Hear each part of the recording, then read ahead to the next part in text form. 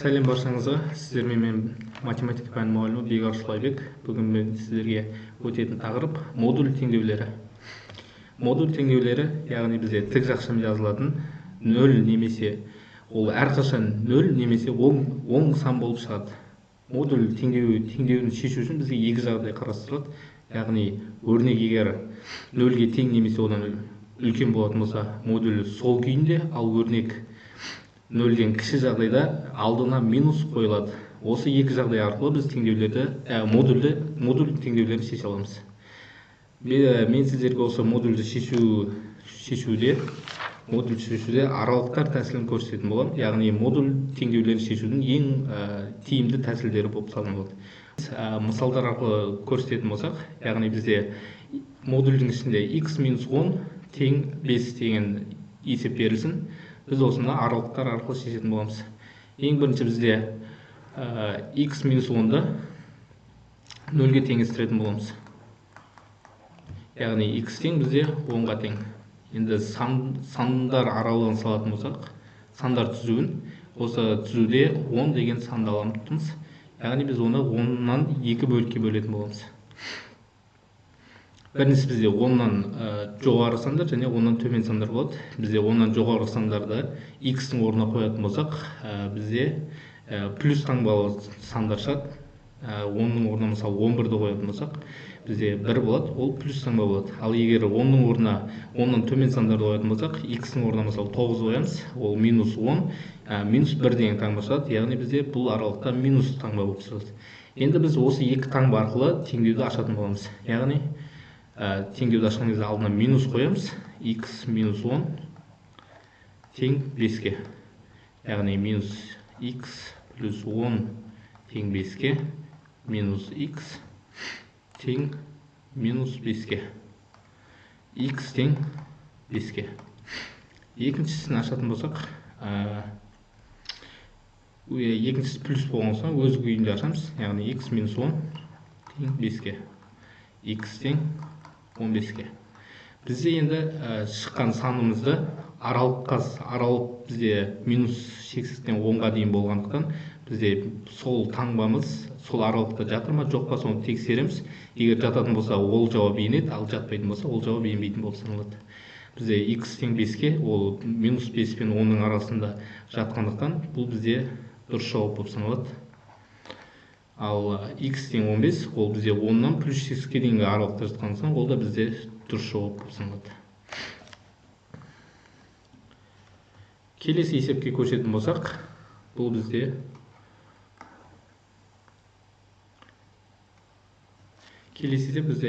модульдіңше x плюс 8 плюс x минус 8 тең 16.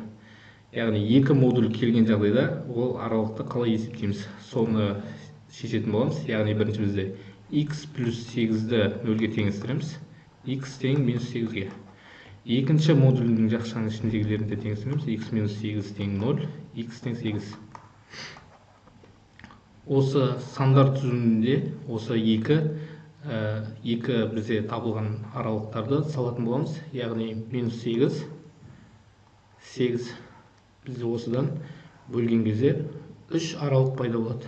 Енді біз осы 3 аралықтың таңбаларын белгілейміз.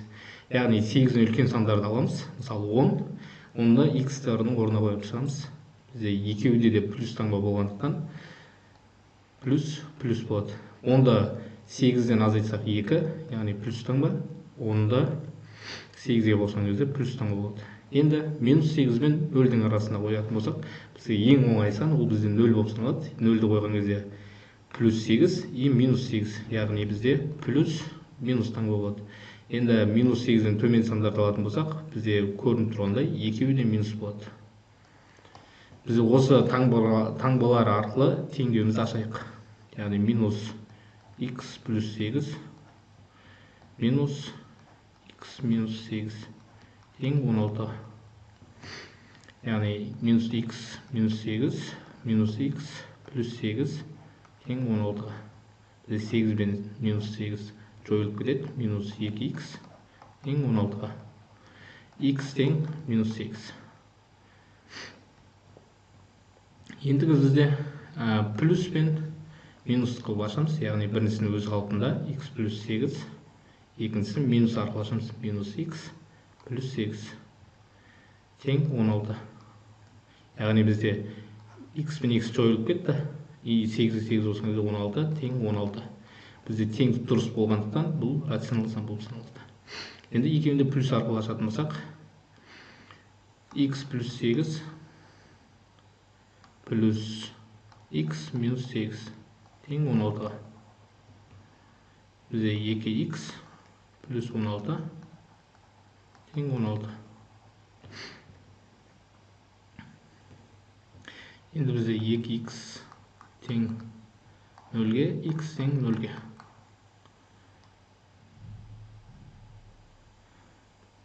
Жоқ, бізде 8 мен 8 қысқарып кетеді, и 16 жоқ, 2x тең 16 болады, x тең 8 болады. Бізде аралықтарды тексеретін болсақ, біріншісіне минус 8-тен минус 8-ге дейін біз мына аралық жатқызамыз, екіншісіне де 8 аралық жатқызамыз, яғни екеуі де кіріп тұр, сондықтан бұл екі жауап та дұрыс болып саналады. Келесі мысалға көшетін болсақ, бұл да бір күрделі түрлердің бірі. Яғни біз x-ның өзі модульде болса, оны қалай не аламыз? Жай ғана оларны 0-ге теңестіретін боламыз. Екіншісінде бізде x минус 8-ді 0-ге теңестіреміз, x тең 8. Осында аралыққа салайық. Біріншісі 0, екіншісі 8. Осыны түзуді бөлетін болсақ, бізде біріншісі 9-ды қойған кезде екеуде плюс, екіншісі бізде 1-ді қойайық, 1-де біріншісі минус, екіншісі плюс болады. Екіншісі минус 1-ді қойған кезде екеуде минус болады. Енді осыларды ашатын болсақ, минус x алдына минус қойған кезде минус x плюс 8 тең 2. Минус 2x тең, минус арқылы өткізген кезде минус 6, x тең 3. Енді екінші жағдай, екіншісін біз x-ті өз күйінде ашамыз, ал минус күйінде ашамыз, минус x плюс 8 тең 2. Бізде мынау мен қысқарып кетті, 8 тең 2. Яғни бұл тең дұрыс болмағандықтан бұл жауапқа енбейді. Екеуінде плюс арқылы ашатын болсақ, x плюс x минус 8 тең 2. 2x тең минус 8-ді теңдіктің арғы бетіне өткіземіз, сол кезде 10 болады, x тең 5-ге. Яғни енді аралықтарды тексереміз. Біріншісі ортасында бізде бос жиын болды, ал бізде бірінші аралықта 3-ке тең болды. Бірақ бұл бізде 0 мен минус x-дің арасында болу керек болғандықтан, бұл бізде жауапқа енбейді. Екіншісі бізде 8 мен плюс x-дің арасында болу керек, бірақ бұл 5, ол аралыққа жатпайтын болса, болғандықтан бұл да оған кірмейді. Сондықтан бұл теңдіктің жауабы бос жиын жоқ болып саналады. Келесі мысалға көшсек. Келесі мысал бізде 3 модуль береді. Осы 3 модульді қалай шығарамыз? Соған көшетін болсақ, бізде x минус 3, оны 0-ге теңестіреміз. X тең 3. X плюс 2 тең 0, x тең минус 2. X минус 4 тең 0, x тең 4. Осыларда аралықты саламыз. Біріншісі бізде минус 2, екіншісі бізде 3, үшіншісі 4. Енді бізде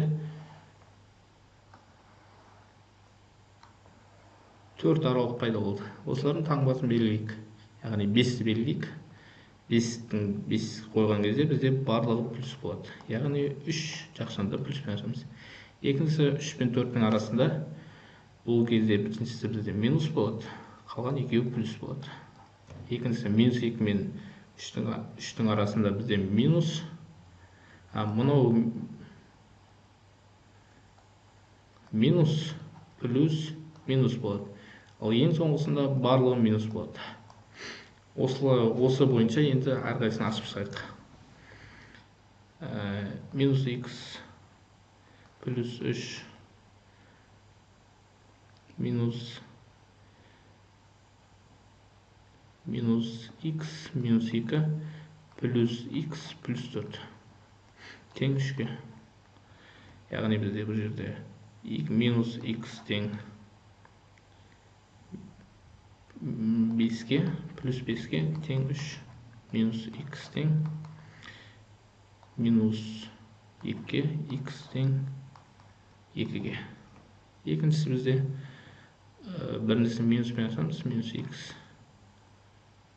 плюс 3, одан кейін плюспен ашамыз, плюс x плюс 2, одан кейін минуспен ашамыз, плюс x плюс x плюс 4 тең 3. Енді теңдік шығаратын болсақ, бізде 2x плюс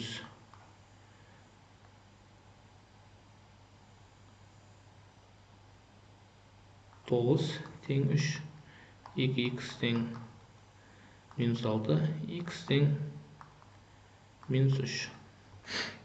Екіншісі, одан кейінгі жақшаны ашатын болсақ, яғни бізде екеуін плюспен, біреуін минуспен ашамыз. X минус 3 плюс x плюс 2 өз күйінде, одан кейін минуспен ашатын болсақ, плюс болып кетеді, x плюс 4 тең 3. Яғни 3x бізде плюс 3 тең 3-ге, 3x тең 0-ге, x тең 0-ге.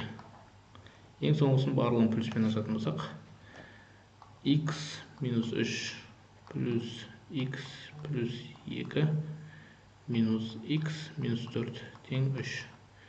Бізде бұл x минус 5 тең 3, x тең 8 болды. Енді аралықтарды тексереміз. Біріншісі бізде 2 шықты, бұл бізде жауапқа енбейді. Екіншісі минус 3, ол да жауапқа енбейді. 0, ол да жауапқа енбейді. Тек 8 ғана енеді. Келесі мысалға көшетін болсақ, бізде егер модульдің ішінде квадрат кездесетін болса, ол қалай шығарамыз? Бұны тоже 0-ге теңестіреміз.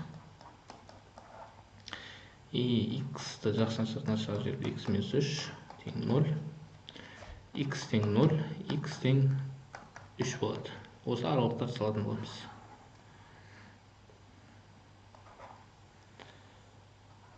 Ноль, 3. Біріншісіне 3-тен жоғары санды қойған кезде, 4-ті қойған кезде бізде плюс таңба.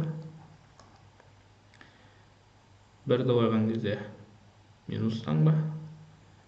Минус таңба қойған кезде минус 1-ді қойған кезде плюс таңба шығады.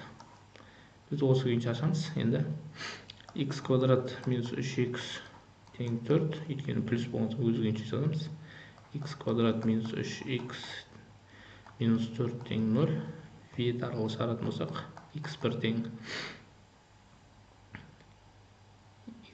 4-ге, x2 тең минус 1-ге.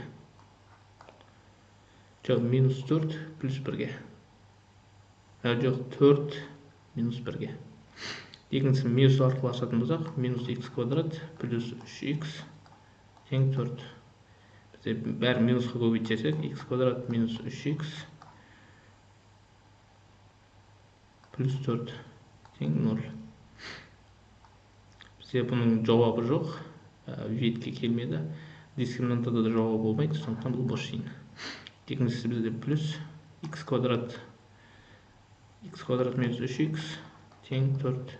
Бізде 2-1 теңдік болғандықтан бір жауап шығады, x тең минус x тең 4, x 2 тең минус 1-ге. Бізде аралықтарды тексеретін болсақ, бізде 3-тен жоғары бізде бір аралыққа кірмейді, ал мына жақта 4 аралыққа кірмейді. Бірақ жауаптары 1 мен 4 болады. Бүгінге осы мысалдар сіздерге пайдалы болды деген ойдамын. Аралықтар арқылы модульді шешу оңайырақ, сондықтан осы тәсілді мен сіздерге көрсетіп шештім.